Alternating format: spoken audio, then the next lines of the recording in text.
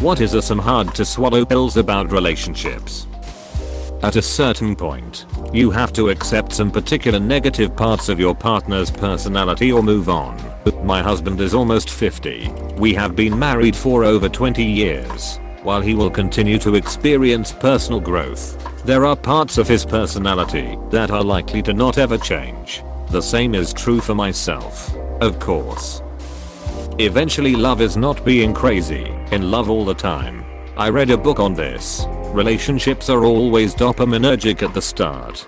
That is to say, it feels like a drug whenever you see or think about your partner. That high inevitably fades for every couple, and the long-term relationships survive on much more mellow HM molecules in your brain, which is more of a loving for your partner being there for you. You should not be anxious about the relationship all the time. You should not be stressed about if they love you, or if they are going to leave you, or if they are out cheating on you, or what they are thinking. It should not be a major source of stress. In fact, if it is a good partnership, both of your lives should be easier. The old adage about relationships being hard work is not really accurate. Being with them should not be hard or a battle. It is more accurate to say that a good relationship takes effort. Like, you should both be striving for open communication. Handle conflict in a healthy way. Make each other happy, but it should not be exhausting or hard or stressful to be with them. They should be a source of comfort. Some people have pointed out that this is not necessarily the case for people with anxiety or other mental health issues. And you're totally right. It is not that anxiety is necessarily a sign of a bad relationship. But if you are feeling a lot of stress and anxiety about a relationship, it is a sign that something is wrong. If you feel stress because your partner is vague or mean or withholding, that is an issue. And if your partner is good to you, but you cannot shake the feeling that something is wrong, that is something to talk about with them and potentially get help for. Every adult human could benefit from therapy. I definitely think it takes some work to maintain a good relationship. But you are right about the fact that it should not become a major source of work and stress. That is just a sign that both people simply are not compatible at all. A simple rule of thumb is that when the relationship starts to become more of a chore to maintain and gives you anxiety for an extended period of time, it is time to make a change. Of course, there will be rough patches, but issues should be addressed right there and then, and not be allowed to build up until the relationship explodes. They are not going to magically know you are upset with them. They are not going to read your passive-aggressive signs. They are not going to pick up on that. Be direct. If you are upset, talk to your partner about it. Not your friends. Not your parents. Not strangers on the internet, your partner. You cannot look for someone else to be your other half. You have to learn how to be a whole person on your own. This means being able to take care of your own emotional needs. 2. Underrated comment here. You cannot be responsible for someone else's happiness. My wife and I enhance each other's joy. Example. She loves going to concerts, and often my schedule means I cannot go, or occasionally the tickets are expensive and it is someone I'm not a big fan of, so she goes without me. But if I can, I go, and if the tickets are cheap, even if I'm not a fan, I go. She likes it when I'm there and says it is better, but she still has fun without me.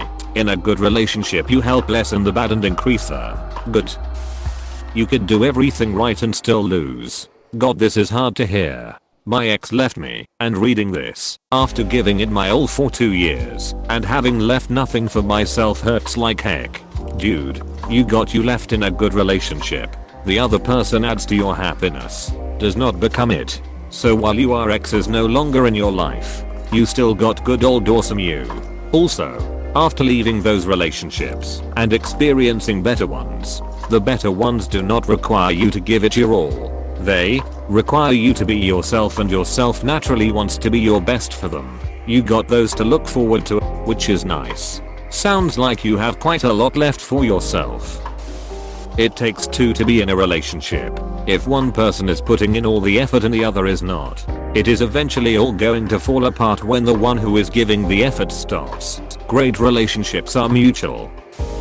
People keep changing as their life goes on, and there are no guarantees that you and your partner will change in compatible ways. Someone can be your soulmate today, but in a year the person they have become may not be the soulmate of the person you have become. While you should not simply give up on a relationship the moment you hit a rough patch, you also should not let a happy past keep you in a miserable present. If it endangers your mental health, it is not worth it.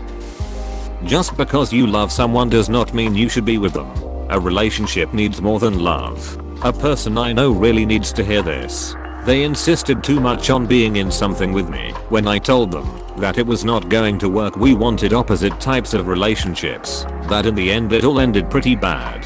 Some people just think that love is going to make things magically work, without even considering that sometimes people that love each other are just incompatible to be together. Losing your identity within a relationship is easy to do. Finding it again isn't. Remember to keep your friends and hobbies. Sometimes when you start a relationship you realize how some old friends or activities might not be as good as you think. It happened to me, and it is good. It helped me to look for even more new hobbies and better friends. It is good to have that in mind and learn to differentiate both. Love isn't everything. At least not love as most people interpret it. I wouldn't even say it necessarily takes work. Two people can love each other deeply while being terrible for each other, treating each other poorly, etc. All the love in the world doesn't compensate for lack of growth. If both people aren't growing and evolving over time, if the relationship doesn't foster growth and security, then love simply is irrelevant. It should go without saying, but you should always be on the same team. Never adversarial. Love is not merely a feeling. It is a dedication.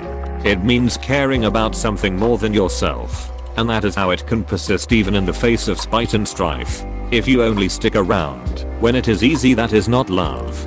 That is convenience. Well said. It is too bad that English really only has the one word for love. There is a bunch of different things that all get grouped up under the umbrella term of love. Infatuation, lust, brotherly love, parent to child love, etc. You do not or should not love your spouse the same way you love a football team, or love your child the same way you love tacos. Too many people get into a marriage level relationship with cheeseburger level love. It is normal for there to be a decline in attraction attachment over time, but that doesn't mean we can make it better. There are three main neurological systems involved in the process of love. Lust lasts approximately 2 months. Adrenaline, fear, excitement. Dopamine, anticipation, reward. Often felt strongest before coitus or a few days to a few months after coitus or genital engagement. Obsessive thoughts, delusional at times. Perception of desire. Falling in love, new relationship energy limerence lasts approximately 9 months to 2 years. Phenylethylamine. Merging. I've never felt like this before. We have so much in common. We belong together. It's us against the world. Obsessive thoughts. Often lasts in 9 months to 2 years. Can be felt strongest before commitment and all living together. The time of building the vision of life together. Long-term attachment bonding. Can be for the rest of their lives. Oxytocin, serotonin. Bonding and attachment, relaxation and familiarity can often be marked by a reduction in desire libido. To increase each of these, dopamine provides a feeling of anticipation and reward. Tease your partner with words, ideas, and something to look forward to. Create plans, protocols and rituals that build anticipation, the sense of newness, the unknown, the surprise. Oxytocin, the love drug, builds a deep sense of bonding. We build oxytocin through touch, caresses, eye gazing, and orgasm. Adrenaline gives us a sense of excitement, surprise and fear that has us feel a sense of valuing our beloved. Surprise your partner with sexy aggression like pulling their hair or pushing them up against a wall. Surprise them at work or by not being where they think you might be. Public sex with the risk of being found out. Pheromones. Some receptors for our pheromones are found behind the ears, at the lip, at the armpit. Keep your scent clean and fresh. Take the time to move slowly into a kiss, breathing deeply, or nuzzle one another's necks, or sleep or cuddle close together. Testosterone helps boost our libido. When a male-bodied or any being with high testosterone tongue kisses someone, testosterone is transferred. This will increase the libido of the one being kissed. DHEA is a precursor to testosterone. Action movies and working out increase it. Phenethylamine arrives naturally when we fall in love, but it does not last. Here are some foods with it link. 01701 What are the benefits of D-L-phenylalanine? Chocolate is one of these. Endorphins. Gives us a sense of relief, trance and high. It arrives when we stress the body through pain. Endorphins are released after only 5 seconds of intense pain. Also in running or working out. Serotonin provides a sense of peace. It arrives through relaxation. It is supported by a good meal. Perhaps this is why we enjoy feeding our beloved. Source therapist specializing in clinical sexology, soon to be AASECT certified PhD. Apologies for formatting on mobile. Lots of people are actually looking for contradictions in relationships. As Bo Burnham put it, you want someone insanely hot, but not someone obsessed with their looks. You want someone sensitive but not weak. A lot of people want someone who would not use them for anything, but who they can use themselves to fulfill their own needs or desires. I think the worst part of growing up for me has been the utter realization that lots of people want to use who they can to fit their own ends. It is not exactly always malicious, just practical. You grow more sensible as you age, and so you are less willing to tolerate relationships of any kind where you do not derive some sort of benefit. The result for me has been that I'm less trusting and more guarded, which only hinders finding genuine connections in love or friendship. Yeah, it is all about balance. It is healthy to want to get something out of relationship, as long as you understand you have to put something in as well. It is up to everyone to decide what they are willing to accept and what they will not tolerate. I have made the mistake of being too selfless in the past, and slowly but surely, people will abuse kindness. You can never totally relax in a relationship and trust your partner not to start cutting corners. It is all a subtle balance between giving and taking, which depends on a lot of factors. It takes a lot of awareness, experience, and the right partner to get the balance right. Your partner should be kind to you and vice versa. It is not okay for your partner to scream at you, or curse you out, or deliberately hurt your feelings. This is not to say that it never ever happens. We all are human and occasionally we mess up. But if they are not consistently kind to you, if they are not sorry when they are mean, and if they repeat it, then that is a problem. If you would not accept the behavior from a friend, then you absolutely should not accept it from a partner.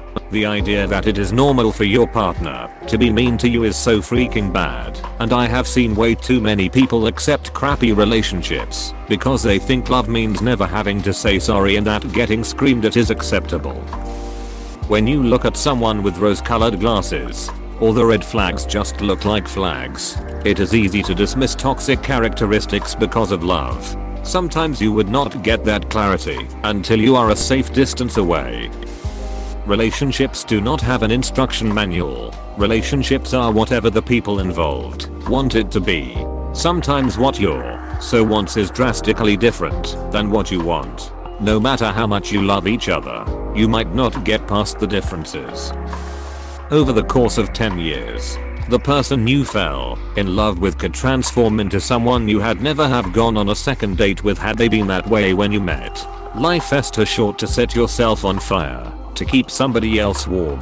Adding on to this, if things change, do not try to force the relationship into what it used to be or force things to stay the same. People change, situations change, and trying to force things will only make everyone involved miserable.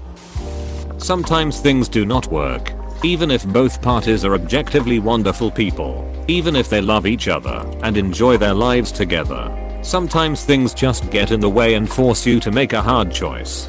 Do you have a specific example of this? Seems silly for people to get along and love each other and let something get in the way. Genuinely curious. I do not think you are wrong.